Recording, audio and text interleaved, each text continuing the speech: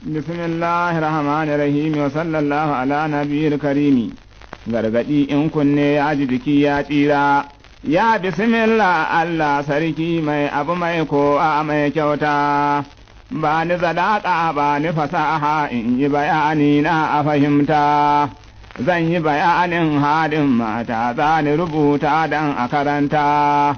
In ka san mata sun kasu uku zo kusa in na faɗi ka rubuta. Akwai mata mai ƙaunar Allah ba ta nufin kowa da mugunta. Akwai wata gaɓar na ga jara ga ta da sauƙin kai ga cuta. Sai ta ukun su ga dangama kenan ba ta nufin gyara sai cuta. Ba ta nufin kairi ga mijinta ba ga kiyoshi ba ga maƙwabta. Ba ta nufin gyara sai ɓarna sai duka safe ta cuci mijinta. Ya tafi ofis ko kuma kanti ba ta ƙara zama ɗakinta. In mai noma ne ko zage ka tafi gona zaure za ta. Tana neman ta ga masu cewa wai ita dai su ga kyan huskarta. In ta ga sun ƙi shiga a harkarta sai ka ji ta ce za ta maƙwabta.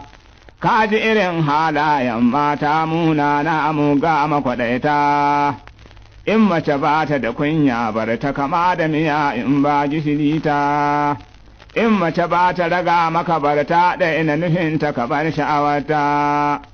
In mace ta zama ba ta raga maka ko kaso ta kana kuma kinta.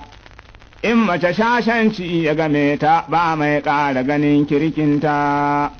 Ba ta nufin Allah da ma'aiki sai bid'a ita ke kagunta. Ta ji ana bi ko ta yi miƙa sai ka ji ta ce bi ko za ta. Ba dangin iya ba abu na baba ko ka ce ta bari canza ta. Ko ka ji ta ce za ta katallu ko ka ji ta ce mirsi za ta. Wannan mata ba mace ce ba daina nufin ta ka bar sha'awarta. Natsuwa ita ce mace ko yarwa ce in ka gaba natsuwa ka baje ta. In ka san mata sun iya kissa sun iya yanda suke su yi cuta. Ba duka mace ke son addini ba nufinsu a ba su kuɗi su bukata. Matar da ta zamba ta san Allah ba ta ƙara zaman ɗakinta. Sai ta fito ta share ta katalle sai ta yi batsa gaban ƙanuwarta. In ka ce mata wance ki lura ba ka hana ni bugun cinyata. Babu ruwanta da kunya faufau ga sharci wa ke na shakkata. Sanarwa ta ita ce ga mazaje.